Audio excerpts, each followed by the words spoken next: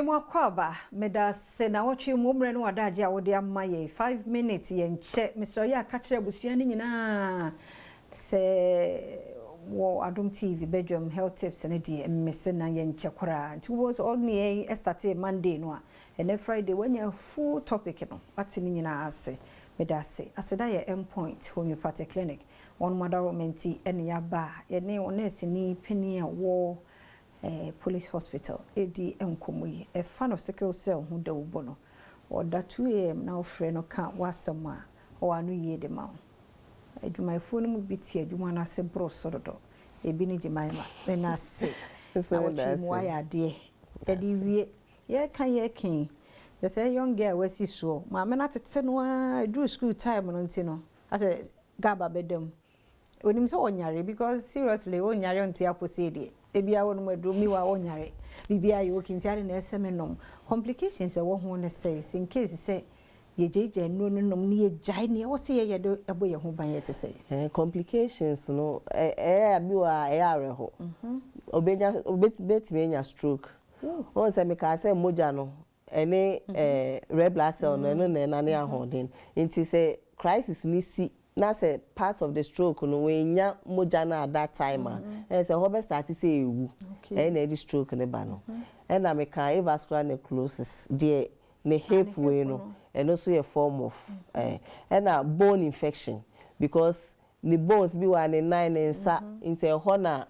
crisis ni si in frama na anko the next way no na afa no so the infection aba and obi so ha onye kura bi we intimi nwu because sa part na say inframa ni moja no ko ho no anko inti ama ho no so mo say enim nkwa eni ho aha na priapism embe ma ne de na ebegina so saa no eno so ye tie no etimi sisi saa etimi say ba one of bimo crisis ho na etaba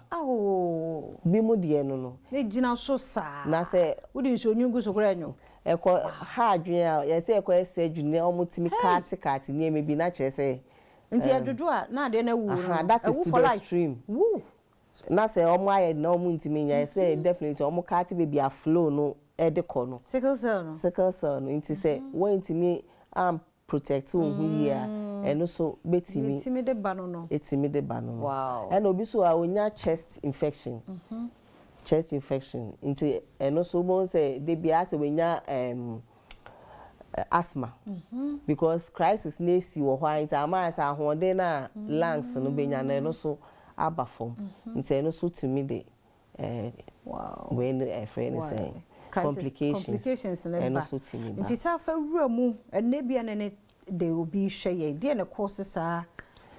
sickle cell dey cause no say o mama no papa ene de be ma okay nti no so omu ni mo status a omu ko check a na omu ehu the right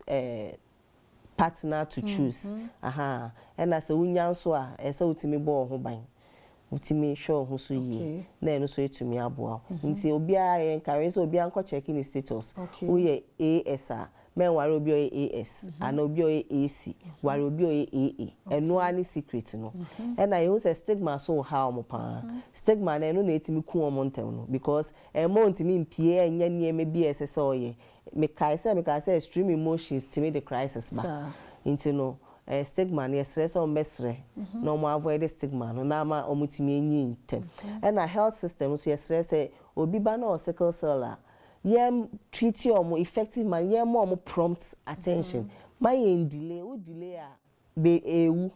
baby wu aha into yes so ye de ahokeka men ka say we o man pain medication we a obey addicted there be nipa no here no saa time no the money we are on baby sa obiom nti esre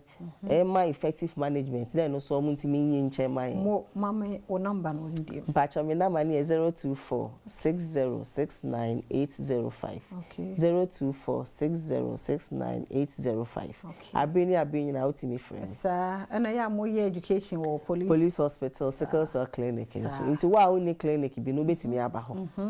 ye be ma on chirechirepa eno ano no nyamisirawo amen me da se yeda se na wochi mo endpoint homeopathic clinic yeda se madaromenti yenye nimdifo sei no mudi nkomo bebre 0244867068 friend CCA doc bibia ha wadwen afa no personal doctor no show bidi de afia amankwa tamaklo mi da team na se me da nso ase na wotwe besi mu nsem kwa hoden wo ho a ebesehia